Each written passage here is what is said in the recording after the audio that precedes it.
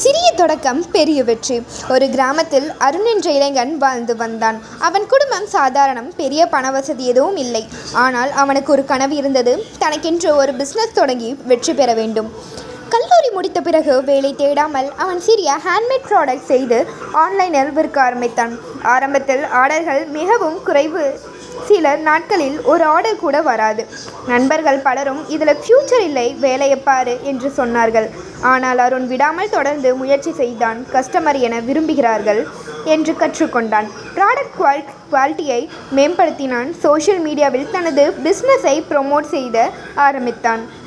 சில மாதங்களில் ஆர்டர் அதிகரிக்க ஆரம்பித்தது. ஒரு வருடம் கழித்து அவன் பிஸ்னஸ் நல்ல ப்ராஃபிட் தர ஆரம்பித்தது. பிறகு 2 பேருக்கும் வேலை வாய்ப்பு கொடுத்தான். ஒரு நாள் அவனை கிண்டல் செய்தாதே நண்பர்கள், நீ எப்படி சொன்னான்? சிறிய தொடக்கம் வெற்றியை முடிவு செய்யாது, தொடர்ந்து முயற்சி செய்வதுதான் வெற்றியை உருவாக்கும். நன்றி.